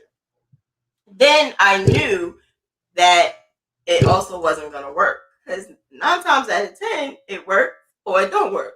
It's like, if it don't work, then I and my brain will make it work. So I will try to find a different way. So the best thing about it is, if you are the type of person that know how to make patterns, that is the best thing ever. If you know how to make patterns and you don't have to read a pattern, then you don't even have to worry about all of that stuff. You could just make it because you make patterns. I'm doing a collaboration. I can't show you, but I'm doing a collaboration now. And I'm making something, and when I make it, I had to do the prototype plain. Then I'm going to add to it my photo. When I add the photo to it, then it's going to like, bam. I had to do it on my own though. I did not know how to make it. I just knew in my head I wanted this. I had to find a way. I couldn't find no pattern. So I had to find a way to make it. And that's what I've been doing. Like, if you ever saw the baby, what is it? I made for my niece a strawberry shortcake. Couldn't find the pattern that I really wanted. I had to kind of sort of make it. And I added like a Graphghan kind of sort of to it. So I do that all the time. It doesn't have to be a full-on picture to be a Graphghan either. You can add maybe an initial or maybe some designs, and that right there is like a Graphghan. Adding like a dress. If you want to add like the Greek keys to a dress, that would be really nice. And it doesn't have to be a full-on picture. It could just be something that accents your garment. But that's something that I'm kind of sort of going to do and later on with the members. But other than that, yeah, that's what we're going to be doing. Have you ever tried 24/7 Lion Brand? No, I didn't. I wouldn't use cotton. Cotton is not something that I would like to use for a Graphghan. It's not that great for a Graphghan, so I wouldn't use cotton at all. I was supposed to use that for when I was making the bathing suits and like the tops, the summer tops for my daughter. Yep. Those are like the ones that I was told to use. Yep, that's right. But I wouldn't use it for no Graphghan though. Okay. Yeah, I wouldn't use it for a Graphghan. It's not a great idea for a Graphghan. No, not cotton. No. A lot of other yarn. I've used the sports yarn, but the only reason why I use the sport weight yarn is for the mask, because the mask was like a really thin yarn. So I did do that, and I did use the the tiny yarn. I did use that. I don't I don't even know why. Do I know why I did it? I think I know why I did it. With the Oh. cotton. Oh. No, the weight, the sports weight. Because it was lighter and it was probably hot to use in the lighter one. The mask. Oh. Yeah, it was the mask. I used because that is what was she put that in her pattern. That's why. That's Oh. why. Okay, that was in her pattern. Because I'm like, wait a minute, why did I use that? But now I know why. It was in her pattern. And the type of yarn you use for that particular mask, it you had to use that. You just had, Yeah. you had to use Yeah. that. But other than that, I think we good. If there's any other questions, you can ask. Someone's asking for the link for the book and the program membership. Regina. The link for the book, the ebook. The ebook. Oh, okay. The ebook is $40, and if you want the ebook, you just make a payment with I'm putting it in there now. You just make a payment with one of the payment methods that I'm gonna put in the description.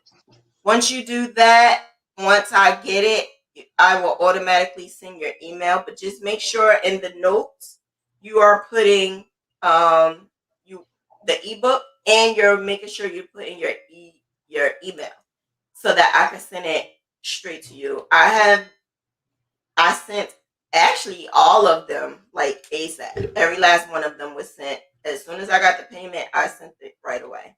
So you don't even have to worry about that. Putting it in the description now. So I have PayPal, Cash App, Zelle, Chime, and Venmo. And I'm putting that in the description. So when you go into the description, you will see it. Oh, come on. It's not letting me do it now. It said, wait a minute. All right. So it's in the description. It just said, wait a minute. It's in the description. But for you, Regina, if you got the Graph membership, if you joined and you got the Graph membership, you are going to get Graph tutorials, videos, and this was actually Disha's idea. Why did you want me to do that, Disha? I need help. So the ebook is not enough. It's enough, but I needed more hands-on, to be honest. There's stuff that was in the book that I just needed a little extra one-on-one. Like, you know, I'm not gonna give away what's in the ebook, but you know. I mean, you could tell what's in the ebook because it's not like you can learn how to graph by what you say. But you know, there's some pictures in there that I could get it, but I might need a little more. I might need, you know, help me with that fixing that unconnected line that I might have did that, you know. So basically you want to be able to say, am I doing this right? Am I doing that right? Is there a picture that I might can do a little bit better? Did I fix this line over here? Is it even? Is it mirroring right over here that it should be? You know, I want to be better. So that's why I decided to do the membership, because it's hard to do it on this type of setting. So if you are if you have a membership, it's a smaller setting, and I'm able to ask more direct questions. And you could actually get on here and show me. And it's not a big, large audience either. It's more so of like how Disha is on here. You could have the link so you could come on here and you could actually show me, okay, I'm having a problem with this. I'm having a problem with that. Can you help me with this? And I'm able to see it and show you what you can do and what you can't do to make it look better. Yeah. But you know, I'm a visual learner. So if I have this membership thing going on, I'll be right up on that. So anything that is going to help me be great, I'm going to do everything because that's what I did. I would pay to do this. I would pay to do that. I noticed that me investing into it, look at me now. And I've been doing this for almost a decade. So being that I've been doing this for almost a decade, I saw the people who started when I was starting and who are not really doing it now. So being that I kept on and I never like let go of the Graphghan thing and I just kept on going, I learned the patterns. I learned like I can literally do this without even looking at it. That's because my mind is like I do so many graphs that I can make a graph as I'm crocheting. And the only way I was able to do that is because I'm crocheting like crazy. And even if I had no orders, which I have a whole lot of, but if I had no orders, I was still like pushing, like, here, I'm giving this as a gift. Here. And the reason why I was doing that is because I wanted to learn more and more and more. So my motto is P2P. Practice to perfection. In order to get to where you want to get to, you have to keep going. You can't say, oh, I tried it and it's not working. Because in the beginning, it wasn't working for me. Like, I showed my hot mess. I'm not showing my hot mess no more, but I showed it. I showed how it looked. And it wasn't pleasant. It wasn't a nice thing to look at. But I grew from that. And I knew that all I had to do was just keep going and keep going. And that's how I started doing the pop, lock, and drop. And that's when I started doing more of the unconnected lines. And now that's a big pet peeve. So now I see an unconnected line, it drives me absolutely crazy because I know if I crochet that unconnected line, my whole graph, my finalized work would be a little bit off. And you might not even know what the hell it is. Now, I use PC Stitch. I eat, I shit, I breathe PC Stitch. I use it all. PC Stitch. The reason why is because I'm able to be great using PC Stitch. PC Stitch allows me to do whatever I need to do in a quick way. It's able to allow me to add. It allows me to delete. It allows me to put multiple images in one. Stitch Fiddle does not. Stitch Fiddle may work for you, but in order for me to be great, I have to use PC Stitch. So sometimes we just gotta invest a little bit more to get better. You don't want mediocre, you want better. So it's not a necessity for you. It may not be for you, but for me, it's a necessity because I tried Stitch Fiddle. I tried. I didn't want to be so against it. Even when that man started chasing after me, I didn't want to be against Stitch Fiddle.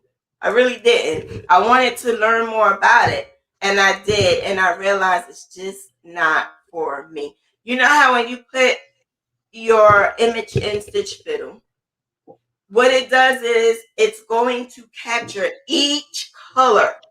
So being that I have some dark edges right here, it's going to pick that up. Light, it's going to pick up all the light. It's going to pick up all of that. So even though you see 4 colors, it's going to show up like 10 colors. And the reason why is because it picks up every shadow, it picks up every crease, every little nick, every little thing. It picks all of that up. So when it does that, you're wondering, why the hell do I see 4 colors, but it's showing me 10? That's why, because it shows you every last color. And in order to minimize it, you got to clean it. So you got to know what you're cleaning, and you have to know how to clean it without distorting your image. And so that's what I taught myself to do. That's what I've been doing since 2014. So since 2014, I literally stayed on the computer for hours and hours and hours and hours and taught myself how to do it. So if you want to learn how to graph, I suggest you step it up a notch and use PC Stitch and practice.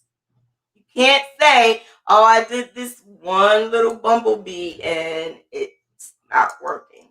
It's not, and you lose interest. You lose interest, then maybe it's not for you.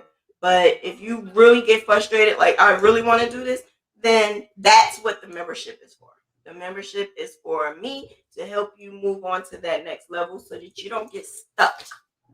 But yeah, Stitch Fiddle, it basically it limits me. It limits me from doing what I need to do. So when you guys saw me do the DMX tribute graph, I did it live. So you saw literally me taking photos and adding it and taking text, adding that text and adding colors. I did all of that because PC Stitch allows me to do it. Whereas Stitch Fiddle, it doesn't. You have to have everything on that image already. And then you could graph it. But I can't do that because sometimes I don't know what I'm going to do unless I start graphing. I have to start graphing and then it starts coming to me. So I'm ass backwards sometimes, but it works. It works for me. Any other questions before we depart? Oh, I didn't mention the borders. When I finish, I add a border. I would take, so if I use this, I would take a hook smaller, like the H, and I would go around the sides and the corners. I would add 2 or 3 single crochets, but I would go all around with single crochets one good time, just to make sure that everything is good and that you don't have your lines are not straight. Just, that's what I do with the border. And the other thing that I had wanted to talk about was I just forgot that quick. It's at the border. Yeah, the border and the washing and blocking.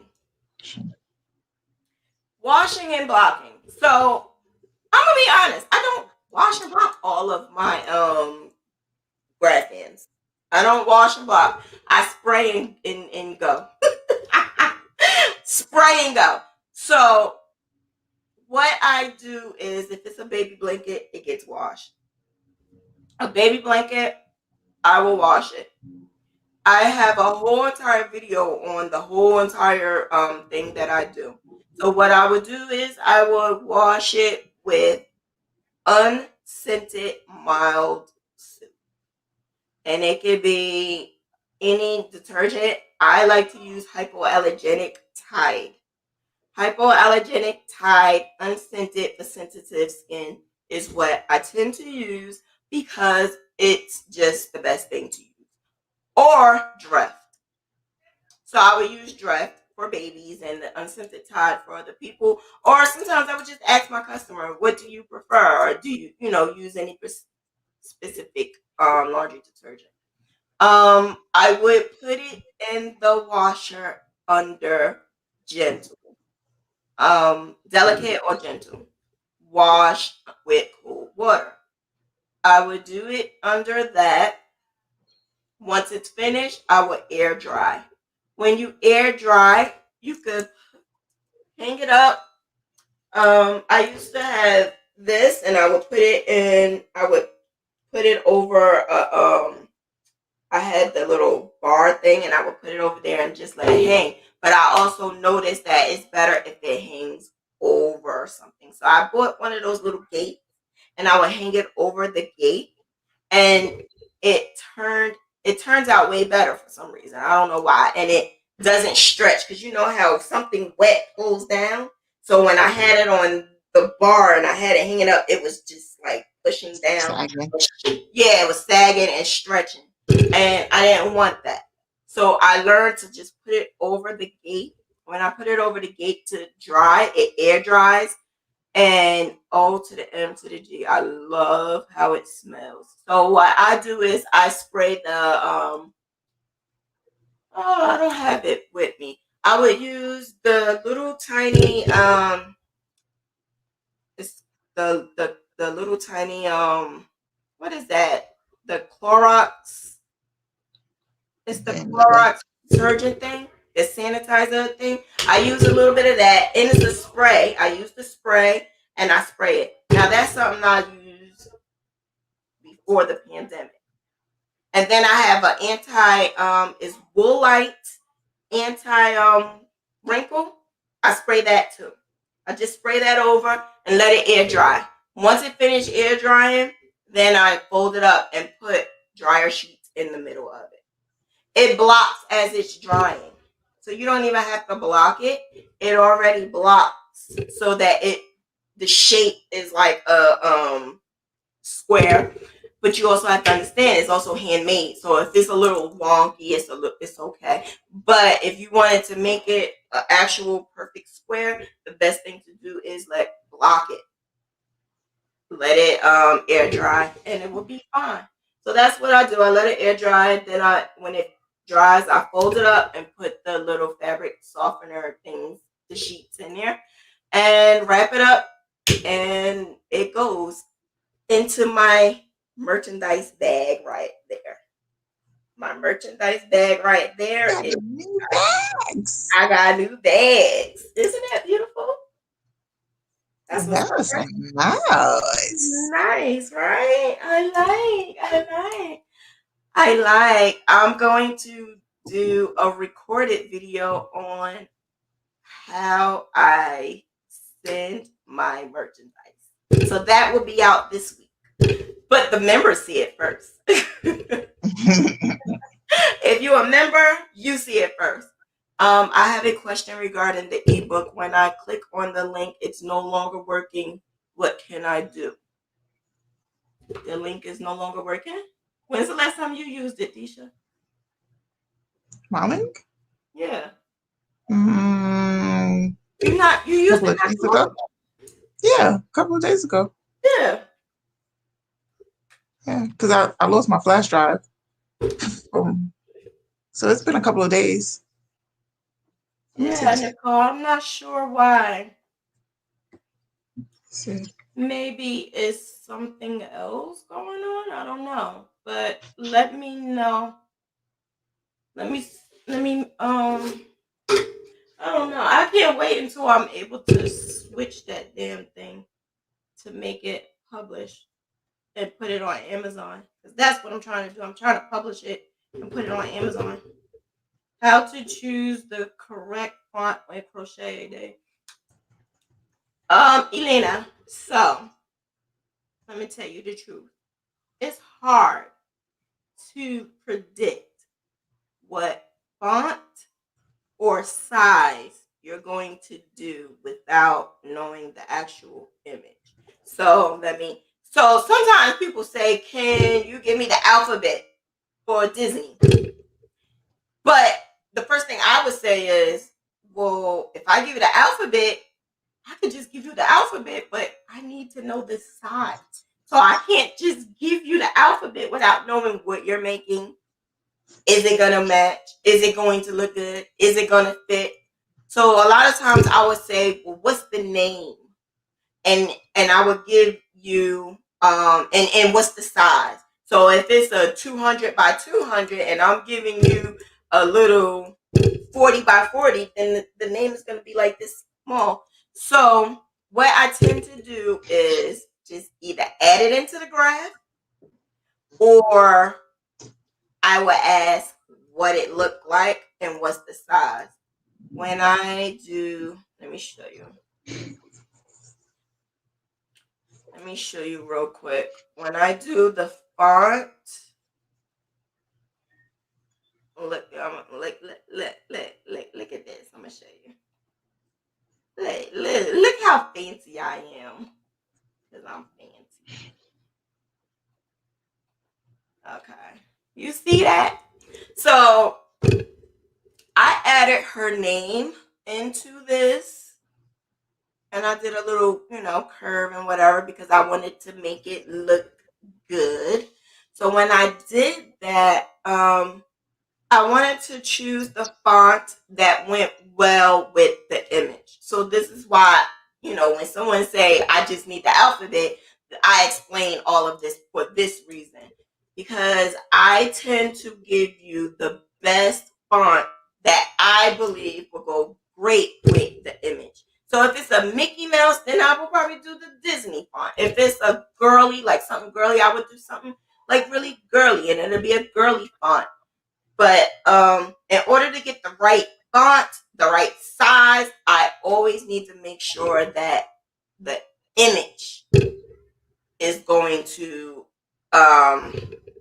go hand in hand with it. And this is why I love me some PC Stitch, because I was able to do this right here, the whole Charlotte's name, and then add this right here at the top. Can't do that at Stitch Fiddle, boo. Can't do it at Stitch Fiddle. Did it go through? Yeah, it's working. Yeah, so I don't understand.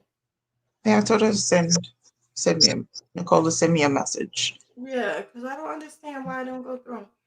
I hope I answered your question, Elena. If you have another question, let me know. And where do you get custom merchandise bags? Girl, I made them. But I ain't telling you nothing else until you see the video.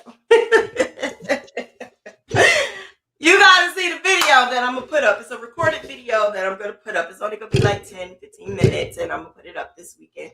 This week. It's gonna be this week. Hopefully by Thursday, I'm gonna put it up. And it's gonna show you how I brand my products. So when I send my products to people, I have custom mailers. I have the mailers, the little square pouches. I have those and the custom ones. I have two different bags. I use those. And I have tissue paper. I have all of the other stuff that I kind of brand and I make it into my own thing. So when I send them out to the customers, like the last one I did, they loved it. It was like, oh my gosh, because I made it all purplish. I had the purple going on up in there. I had the tissue paper just hanging. It was really nice and really pretty. And I didn't realize that people love the whole presentation almost as much as they like the actual graphic. What's in the bag? Yeah. I didn't like, she wouldn't even touch it at first. I'm like, really? She's like, this is just so pretty how you have it set up. And I learned that from Gail. So your presentation means everything. And I'm going to show you how to do it. I already have everything. I wanted to wait until I had finished everything. And I finished. So I'm about to show y'all. So Thursday, that should be a recorded video. So if I'm going to go, if I don't see, for real, I kept freezing the whole entire time. Stop. Yeah, some funny. Yeah, some funny moments. I don't understand. I don't understand why I keep doing that. Oh man. But all right, so that's it. I hope I answered all your questions. If I didn't, hit me up and I will help you as much as I can. You guys have a good evening and see y'all on Sunday. I will be there on Sunday if God forbid. I will be there. God willing. Yeah. Yeah, God willing. Yeah, because I just was so sick yesterday. I couldn't move. I was so sick. But I would definitely be there on Sunday. Yeah, Sunday. All right. Have a good one.